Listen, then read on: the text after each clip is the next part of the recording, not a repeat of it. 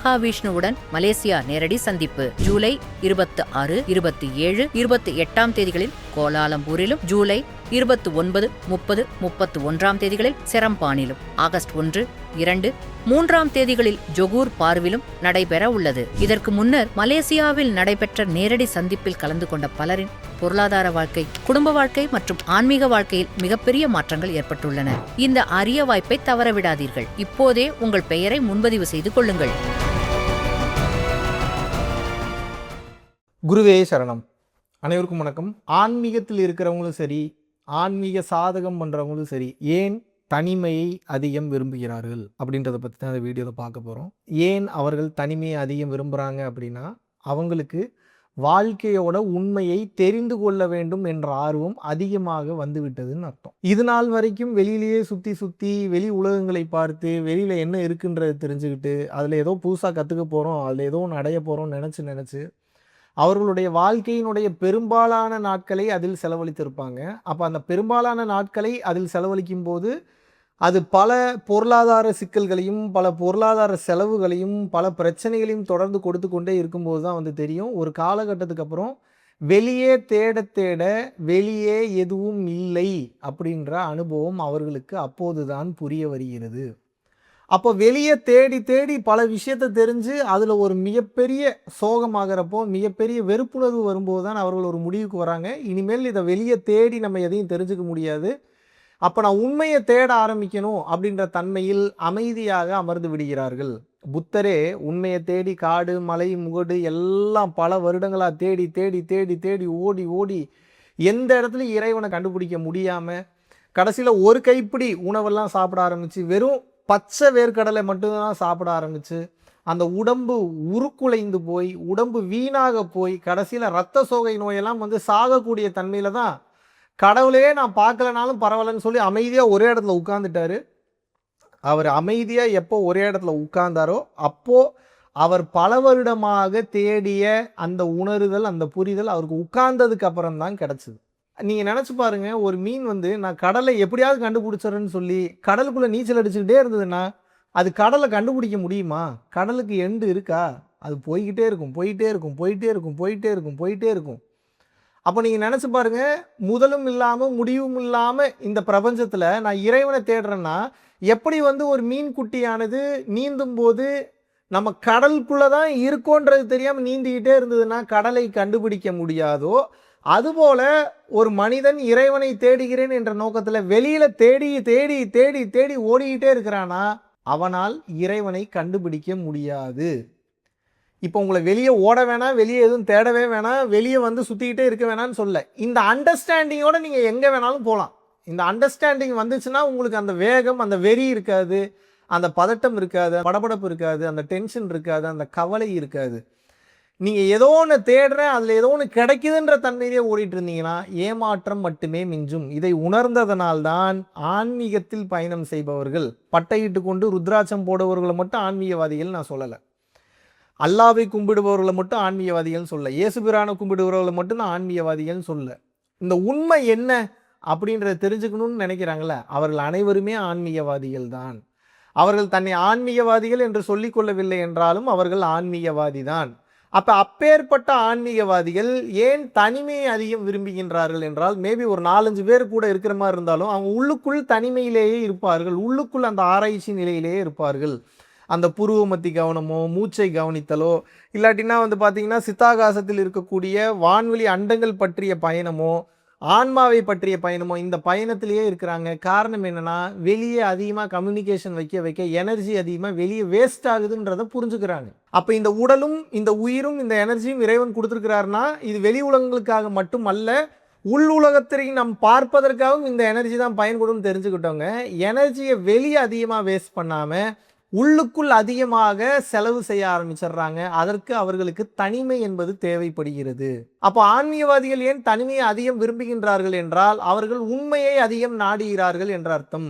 இந்த பொய்யான வாழ்க்கையில், பொய்யான சொந்த பந்தங்களில், பொய்யான பாசங்களில், பொய்யான வழுக்கல் மற்றும் சறுக்கல் நிறைந்த இந்த வாழ்க்கை பாதையில் உண்மை எங்கே தான் இருக்குன்றதை தேடி பயணம் பண்ணும்போது வெறுப்புணர்வின் உச்சகட்டமாக அல்லது உணர்தலின் உச்சகட்டமாக வெளி உலக அந்த தொடர்புகளை எல்லாம் துண்டித்து விட்டு அவர்கள் உள்ளுக்குள் அதிகமாக பயணம் பண்ண ஆரம்பிச்சிடுறாங்க. அப்போ உள்ளுக்குள் அதிகமாக பயணம் பண்ணுறவங்க தனிமையை அதிகம் நாடுகின்றார்கள். அப்போ ஆன்மீகவாதிகள் தனிமையாக மட்டும்தான் இருப்பாங்களான்னு கேட்டால் நிறைய வகைகள் இருக்காங்க. கிரகஸ்த யோகிகள்னு சொல்லுவாங்க, குடும்பம் வாழ்க்கையில் இருப்பாங்க.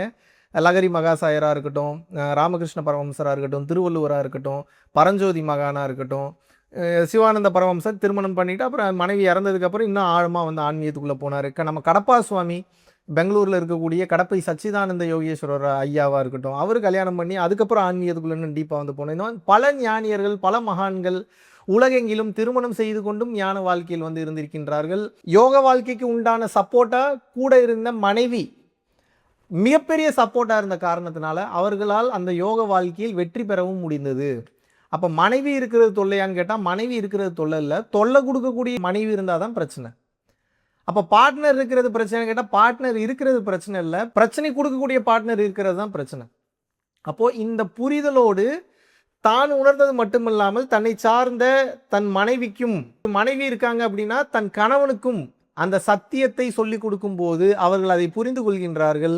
அப்போ நம்ம தான் இவங்களுக்கு இந்த ஒரு உதவியாக இருக்கணும், நம்ம இவங்களுக்கு சப்போர்ட்டிவாக இருக்கணும். இவன் இறைவனை நோக்கி பயணம் செய்கிறான், அப்போ இவன் அதிகம் தனிமையை விரும்புகின்றான். அப்போ முடிந்த அளவுக்கு குடும்ப வாழ்க்கையில் இருப்பாங்க, தனிமையாக எப்போ இருக்கணுமோ அப்போ தனிமையாகவும் இருப்பாங்க. குடும்ப வாழ்க்கையில் இருக்காங்க, தனிமையாகவும் இருக்காங்க. ஸோ குளிர்ந்த நெருப்பு என்பது போல நீராகவும் இருப்பார்கள், நெருப்பாகவும் இருப்பார்கள். இதை புரிந்து கொண்டு வாழ்ந்த காரணத்தினால் பலர் குடும்ப வாழ்வில் இருந்தாலும் தனிமையில் தனக்குள் தானாக ஆழமாக தன்னிச்சையாக செயல்பட்டு இறைநிலையை கண்டார்கள். நீங்கள் நினைக்கிற மாதிரி குடும்பத்தை விட்டு ஓடி போய் தனியாக இருந்து தனிமையில் இறைவனை பார்த்தவங்களும் இருக்காங்க. இப்போ இன்றைக்கி நீங்கள் ஏதாவது காட்டுக்குள்ளே போனீங்கன்னா உங்களை ரிசர்வ் ஃபாரஸ்ட் கேஸில் அரெஸ்ட் பண்ணி உள்ளே போட்டுருவாங்க. ஏன்னா பர்மிஷன் இல்லாமல் நம்ம காட்டுக்குள்ளெலாம் போக முடியாது. ரிசர்வ் ஃபாரஸ்ட்டில் போனீங்கன்னா புலி வரும், மிருகங்கள் வேறு ஏதாவது வரும். ஒன்றும் இல்லை, ஒரு சின்ன பாம்பு கடிச்சிருச்சு, நீங்கள் என்ன பண்ணுவீங்க? எப்படி அதை கிராஸ் பண்ண முடியும் உங்களால்? அப்போ எதுவுமே தெரியாமல் காட்டுக்குள் போய் வாழக்கூடிய வாழ்க்கை அது வந்து சாதகமான வாழ்க்கை முறை அல்ல. அப்போ இந்த தன்மையில் இருந்து கொண்டே, குடும்ப வாழ்க்கையில் இருந்து கொண்டே அல்லது வந்து உலகியல் வாழ்க்கையில் இருந்து கொண்டே கொஞ்சம் கடினம் தான், ஆனால் பழகிட்டிங்கன்னா பற்றற்ற நிலையில் இருக்கும்போது எப்பேற்பட்ட சபையிலும் உங்களால் தனிமையாக இருக்க முடியும். அந்த தனிமையில் இன்பம் காண முடியும், இறைவனையும் காண முடியும். மெயினான விஷயம் என்னென்னா, தனிமையாக இருக்கும்போது தொல்லைகள் தராத கான்டெக்ட்ஸை மட்டும்தான் நீங்கள் கூட வச்சுக்கணும். நீங்கள் தனிமையில் இருக்கும்போது உங்களுக்கு தொல்லை கொடுத்து என் கூட வந்து கம்யூனிகேட் பண்ணு, என் கூட டைம் ஸ்பெண்ட் பண்ணு அப்படின்னு சொல்லி இந்த மைனா படத்தில் ஒரு கேரக்டர் ஒன்று வரும்ல, எப்போ வர வீட்டுக்கு வருவியா மாட்டியா, இந்த மாதிரி டார்ச்சராக ஏதோ ஒன்று அமைஞ்சதுன்னா வாழ்க்கை நாசமாக போயிடும். அப்போ அந்த கேரக்டர் பெண் என்பது பிரச்சனை கிடையாது, அந்த பெண் என்ன குணாதிசயத்தில் இருக்குது. ஆண் என்பது பிரச்சனை கிடையாது, அந்த ஆண் என்ன குணாதிசயத்தில் இருக்காங்கன்றதை பொறுத்து குடும்ப வாழ்க்கையிலும் உலகியல் சார்ந்த வாழ்க்கையிலும் தனித்து இருந்து நமக்குள் தனியாக இருந்து நிச்சயமாக இறைவனை காண முடியும். இந்த காரணத்தினால்தான் ஆன்மீகவாதிகள் அதிகம் தனிமையை தேடுகின்றார்கள். அந்த உண்மையை உணர வேண்டும், இன்னும் ஆழமாக உள்ளுக்குள்ளே என்னதான் இருக்குது. ஏன்னா அண்டத்தில் உள்ளது பிண்டத்தில் இருக்குன்னு இருக்காங்க. அப்போ அண்டத்தில் இருக்கிறதெல்லாம் பிண்டத்தில் இருக்குன்னா அப்போ பிண்டத்தில் என்ன இருக்குன்றதை நான் கவனிக்கணும்னு சொல்லி அந்த ஆழமான தியானத்திற்குள் பரம்பொருள் யோகமோ, குண்டலினி யோகமோ, வாசி யோகமோ, சித்த வித்தையோ, கிரியா யோகமோ, ஏதோ ஒரு யோக பயிற்சியை நாம் செய்யும்போது நமக்குள் இருக்கக்கூடிய இறைவனை 100% உணர முடியும், உணர்கின்றார்கள்.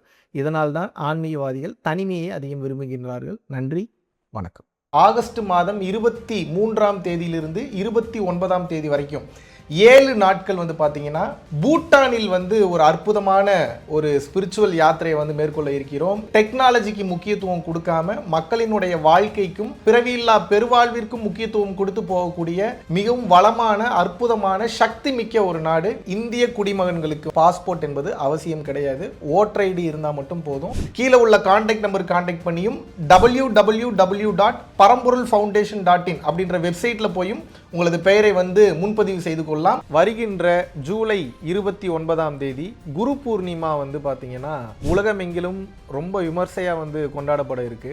நார்மல் டைமில் நம்ம பண்ணுற அந்த சக்தியை விட பௌர்ணமி டைமில் 1000 மடங்கு அதிகப்படியான ரிட்டர்ன்ஸ் நமக்கு கிடைக்கும். பல குருமார்களுடைய மொத்த ஆற்றலும் மொத்தமாக வேலை செய்யக்கூடிய நாள் என்னன்னு வந்து பார்த்தீங்கன்னா குரு பூர்ணிமா, அதாவது குரு பௌர்ணமி. தாராளமாக ஆன்லைனில் வந்து நீங்கள் வந்து கலந்து கொள்ளலாம். ஸோ விருப்பப்படக்கூடிய நபர்கள் www பரம்பொருள் foundation.in அப்படின்ற வெப்சைட் வந்து போனீங்கன்னா அதில் குரு பூர்ணிமா கிளாஸுக்கு உண்டான லிங்க் இருக்கும்.